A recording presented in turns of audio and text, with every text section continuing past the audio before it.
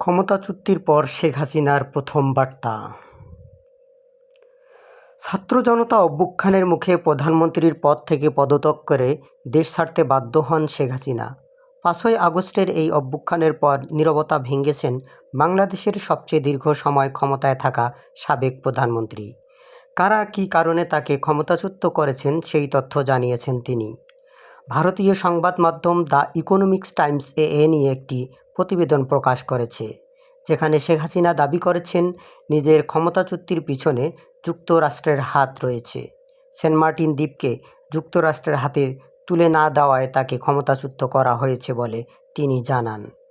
প্রতিবেদনে আরও বলা হয়েছে, ভারতে যাওয়ার পর একাধিকবার জাতীয় নিরাপত্তা উপদেষ্টা অজিত দোভালের সঙ্গে দেখা হয়েছে শেখ হাসিনার। ভারতীয় নিরাপত্তা এবং কূটনীতিক কর্মকর্তাদের সঙ্গে কথা হয়েছে তার। রোববার ১১ই আগস্ট ভারতের পররাষ্ট্র মন্ত্রণালয় থেকে জানানো গেছে, আওয়ামী লীগ সরকারের ক্ষমতাচ্যুত করা এবং বাংলাদেশ সাম্প্রতিক পরিস্থিতির জন্য তিনি আমেরিকাকে সরাসরি দায়ী করেছেন। দেশ ত্যাগ করার আগে যে বক্তব্য তিনি দেশবাসীর উদ্দেশ্যে দিতে চেয়েছিলেন তাতে এর উল্লেখ ছিল বলে সংশ্লিষ্ট সূত্রে জানা গেছে। হাসিনা জানিয়েছেন, আমেরিকার কথা মতো বঙ্গোপসাগরে একক আধিপত্যের জন্য সেন্ট মার্টিন দ্বীপ তাদের ছেড়ে না দেওয়ায় মাশুল হিসাবে এই ক্ষমতাচ্যুত করা হয়।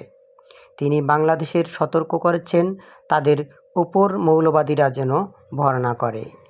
ভারতের আনন্দবাজার পত্রিকা জানিয়েছেন, হাসিনার ঘনিষ্ঠ আওয়ামী লীগের শীর্ষ কর্তাদের বক্তব্য, গত মে মাসে আমেরিকার দক্ষিণ মধ্য এশিয়া বিষয়ক সহসচিব ডোনাল্ড লুড ঢাকা সফরের সঙ্গে এই ক্ষমতা পরিবর্তনের সম্পর্ক রয়েছে। এই অভিযোগও তারা করেছেন যে লু চীন বিরোধী পদক্ষেপ নিতে হাসিনার উপর চাপ দিচ্ছিলেন। শেখ হাসিনা বর্তমানে ভারতের হিন্ডন বিমানঘাটির কাছাকাছি একটি গোপন আস্তানায় অবস্থান করেছেন। যতক্ষণ না তার পরবর্তী আশ্রয়ের ঠিকানা নির্ধারিত হয়, হাসিনা নয়াদিল্লিতেই থাকবেন বলে ধারণা করা হচ্ছে।